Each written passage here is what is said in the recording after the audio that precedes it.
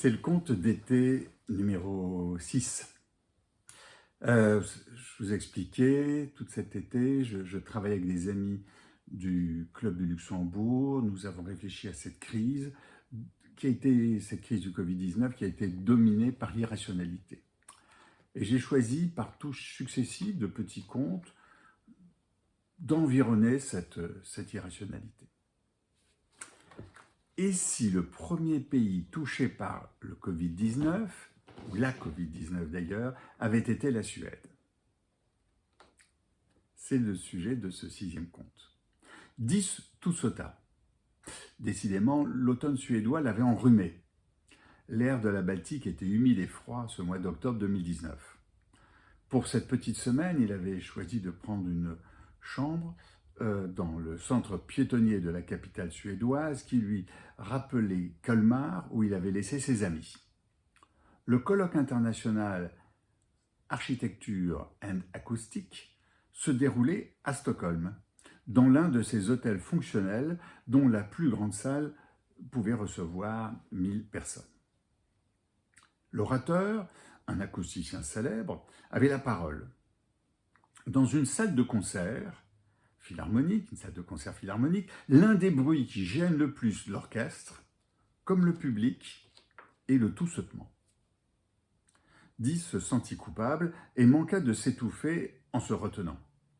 L'orateur reprit. « Je vous propose une expérience simple. Il y a quelques dizaines de personnes qui toussautent dans cette salle, ce qui est habituel. Je propose à ces coffers une rencontre avec des chercheurs spécialisés de l'université et pour ceux qui l'acceptent de passer un scanner. L'objectif est simple. Peut-on limiter les toussautements ou effacer leur son pendant le temps d'un concert? Pour les volontaires, c'est par ici, sur ma droite. » 10 rejoignit la cohorte. Bien sûr, les radiologues ont noté sur les images de scanner quelques coronavirus bénins à l'origine de rhume. Mais la proximité de certains virus avec le SRAS, syndrome respiratoire aigu sévère disparu de 2003 après avoir causé la mort de près de 800 personnes, particulièrement dans l'est de l'Asie, donc cette proximité les intrigua.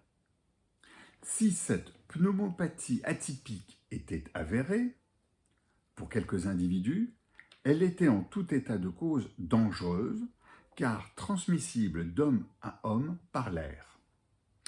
Et dans le cas présent, ceux qui devenaient des patients de la cohorte, mais qui resteraient anonymes, pouvaient contaminer les participants du colloque, leurs voisins de transport, restaurants et hôtels, et de retour chez eux, leurs familles, collègues, etc.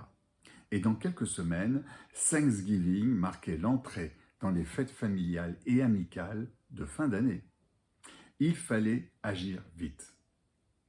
Au matin de leur dernier jour de colloque, la cohorte revit les chercheurs pour des examens physiques et psychologiques complémentaires et des renseignements sur leur focus, comme on dit en suédois, leur environnement familial, professionnel et amical. Vers midi, ils retournèrent dans la salle du colloque et prirent place dans le fond. Un silence glacial y régnait. « Mesdames, messieurs, par un hasard absolument incroyable, votre colloque a permis de détecter un nouveau coronavirus mondial proche du SARS-CoV-1.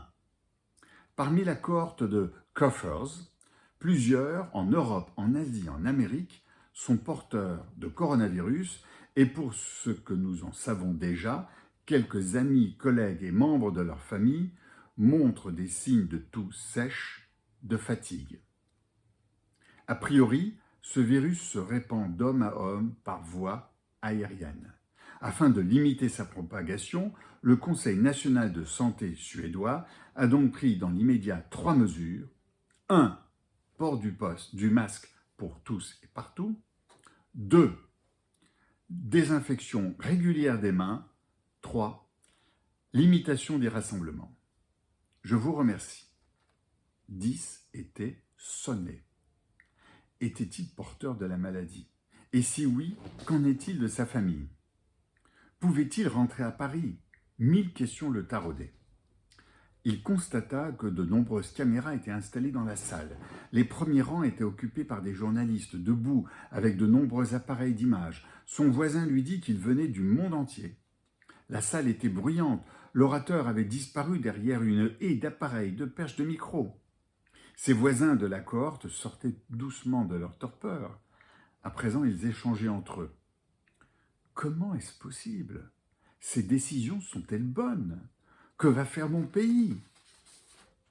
Sans se rendre compte que la première chose à faire eût été de sortir de cette salle bondée.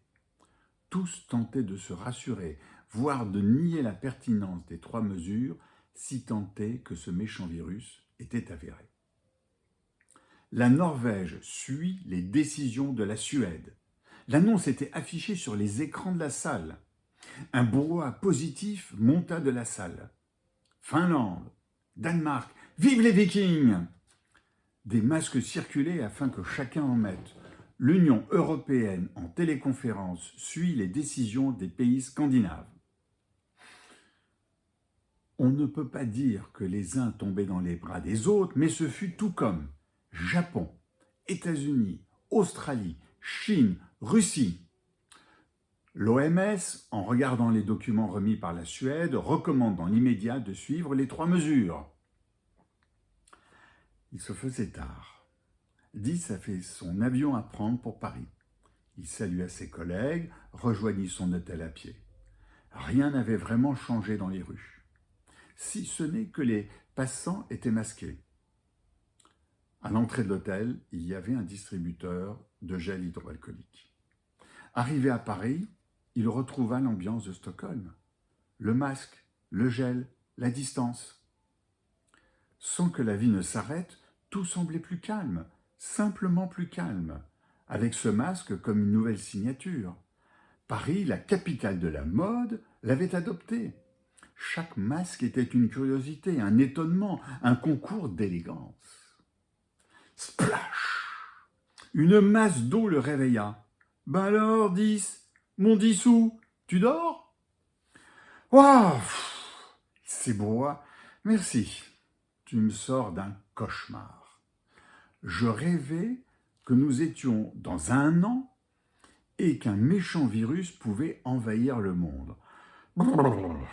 La Suède l'avait mis à jour et avait imposé le masque, la désinfection des mains et la distance entre les personnes. L'horreur! Le monde entier avait suivi la Suède. Une affaire de dingue. Imagine un seul instant, si la Chine avait découvert ce virus. Tu imagines une seule seconde le monde confiné à l'arrêt? Une histoire de fou. Bon, un dernier plongeon et ce soir, on dîne sur la plage.